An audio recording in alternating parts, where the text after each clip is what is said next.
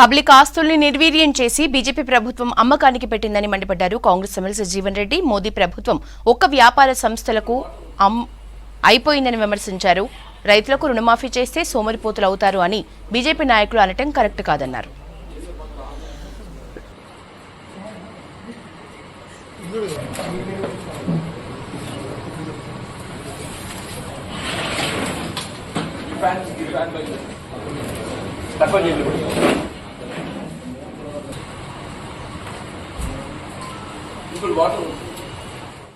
Public ఆస్తుల్ని నిర్వీర్యం చేసి బీజేపీ ప్రభుత్వం అమ్మకానికి పెట్టిందని మండిపడ్డారు కాంగ్రెస్ ఎమ్మెల్సీ జీవన్ రెడ్డి. మోదీ ప్రభుత్వం ఒక్క వ్యాపార సంస్థలకు అమ్ముడుపోయిందని విమర్శించారు.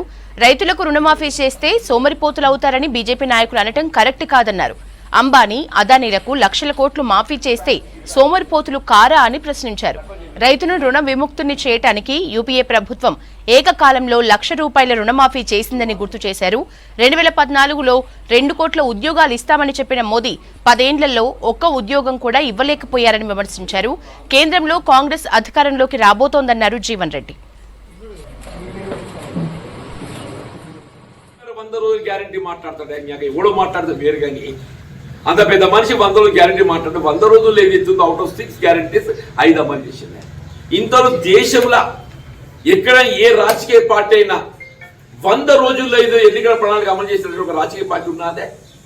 ఇదే మోడీ గారు భారతీయ జనతా పార్టీ అడుగుతున్నాను నేను. మీరు ఏమన్నారు? విదేశాల్లో మూలుగుతున్న నల్ల ధనాన్ని తీసుకొచ్చి ప్రతి పేదవాడి అకౌంట్ లో 15 లక్షలు ఇస్తాను. ఏమైంది? విదేశాల్లో నల్లధనం రెట్టింపైపోయింది. అలా ఆనాటికి 10 ఏళ్ల కాలం విదేశాల్లో నల్లధనం ఏదైతే పెరిగిపోయింది. ఇలా పారదర్శక నీతి అవినీతి గురించి మాట ఇంకా ఆశ్చర్యమే చెప్పంటున్నా. ఈ దేశ భవిష్యత్తును తీర్చిదిద్దబోయేది యువత అని చెప్పంటున్నా. ఆ యువతకి ఏదైతుందో ఉద్యోగ ఉపాధి కల్పింపజేయడం ప్రభుత్వ బాధ్యత. నువ్వు 2014లో చెప్పిండే 10 ఏళ్ళు గడుస్తుంది, సంవత్సరానికి 2 కోట్ల ఉద్యోగాలు ఇస్తాను. 2014 ఎంత చెప్పిండే? 2 కోట్లు సంవత్సరానికి. 10 సంవత్సరాలు గడిచిందే. 10 ఏళ్ళు ఎన్ని ఇవ్వాలి?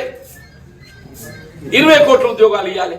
నిజంగా చెప్తున్నాను. ఇవాళ యువత తల్లిదండ్రుల గుండెల మీద కుంపెట్లాగా అయిపోయింది అంటే తల్లిదండ్రుల గుండెల పైన కుంపెట్లాగా అయిపోయిందని చెప్పంటున్నా. పబ్లిక్ రంగ సంస్థల్ని నిర్వీర్యం చేసి అమ్మకానికి పెట్టిండే. ఒకప్పుడు టాటా ఎయిర్లైన్స్ ఏదైతుందో, పండిట్ జవహర్లాల్ నెహ్రూ గారు ఏదైతుందో దాన్ని జాతీయకరణ చేసి ఎయిర్ ఇండియాగా మార్చి ఇలా మోడీ గారు ఏదైతుందో ఎయిర్ ఇండియాను టాటా ఎయిర్లైన్స్ గా మళ్ళీ అప్పచెప్పిండ. రైల్వే ప్రైవేటీకరణ, రోడ్లు ప్రైవేటీకరణ. దేశం ఎక్కడికి పోతుందని చెప్పి అంటున్నాను నేను. ప్రభుత్వం ఒక వ్యాపార సంస్థ అయిపోయింది. వ్యాపార సంస్థ అయిపోయిందని చెప్పి అంటున్నాను నేను.